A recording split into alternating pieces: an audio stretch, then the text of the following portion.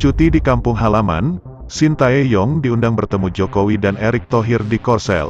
Media asing ancam Shin Tae-yong, Vietnam turunkan skuad terkuat demi juara di Piala AFF 2022.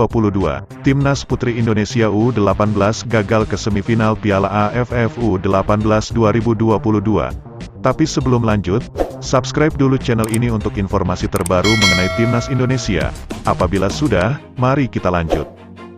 Kabar pertama datang dari pelatih Timnas Indonesia, Shin Tae-yong yang bertemu dengan Presiden Joko Widodo dan Erick Thohir. Pemandangan menarik terjadi saat pelatih Timnas Indonesia, Shin Tae-yong, mendapatkan kesempatan bertemu langsung dengan Presiden Indonesia, Joko Widodo, dan Menteri BUMN Erick Thohir di Korea Selatan. Shin Tae-yong memang tengah cuti selama sebulan dari kegiatannya sebagai pelatih Timnas Indonesia, sehingga dia saat ini berada di Korea Selatan. Saat sedang menikmati masa pulang kampungnya di Korea Selatan, Shin Tae-yong menerima undangan untuk menghadiri makan malam bersama Erick Thohir, Joko Widodo, dan Presiden Korea Selatan, Yoon Suk Yeol.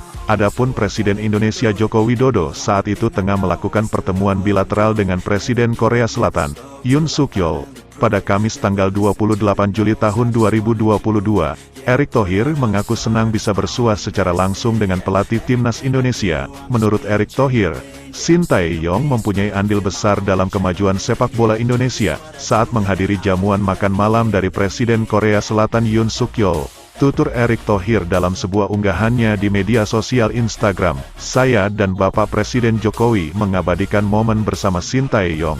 Lanjut dia menjelaskan, pelatih asal Korea Selatan yang mempunyai andil besar atas kemajuan timnas sepak bola Indonesia. Katanya, "Terima kasih atas makan malamnya Bapak Presiden Yoon Suk Yeol," ucap Erick Thohir menambahkan.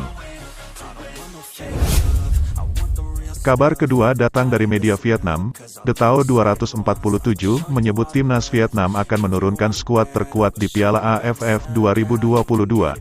Laporan yang sama menyebut pelatih tim berjuluk The Golden Star, Park Hang-seo, berambisi meraih gelar juara. Menurut The Tao 247, Park Hang-seo telah menargetkan gelar juara untuk Vietnam di Piala AFF tahun ini sebagai harga mati. Ia bahkan mengumumkan target tersebut kepada media setempat. Memenangkan Piala AFF adalah tujuan terpenting pelatih Park Hang-seo untuk sepak bola Vietnam pada tahun 2022. Ahli strategi Korea itu berulang kali menegaskan keinginannya untuk merebut kembali tahta, bunyi pernyataan The Tao. Bahkan, Park Hang-seo dikabarkan telah memberikan pesan kepada Shin Tae-yong bahwa dirinya akan menurunkan skuad terkuat di Piala AFF nanti. Hal itu membuktikan bahwa Park Hang-seo tak ingin kalah dari rival senegaranya sesama pelatih asal Korea. Pelatih Park telah menyampaikan pesan yang kuat kepada lawannya, Tuan Shin Tae-yong, Vietnam akan menggunakan skuad terkuat di Piala AFF 2022. Lanjut pernyataan The Tao 247. Kabar ketiga datang dari tim nasional Putri Indonesia U18 yang gagal melangkah ke semifinal Piala AFF Putri U18 2022. Pelatih Garuda Pertiwi, Rudi Eka Priyambada, meminta supporter banyak bersabar. Seperti diketahui, Garuda Pertiwi dikalahkan Thailand Putri U18 dengan skor 0-3 di fase grup A Piala AFF Wanita U18 2022.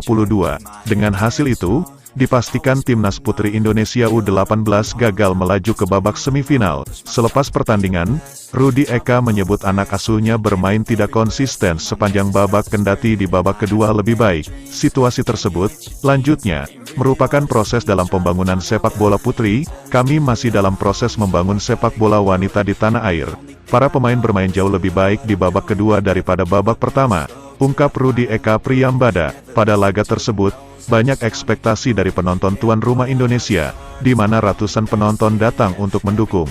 Meski skuad muda Indonesia tidak mampu menahan kekalahan dari Thailand, meski menang, pelatih Thailand U18, Mia Okamoto mengakui bahwa timnas Indonesia Putri U18 cukup merepotkan pemainnya. Mereka pun sempat kesulitan.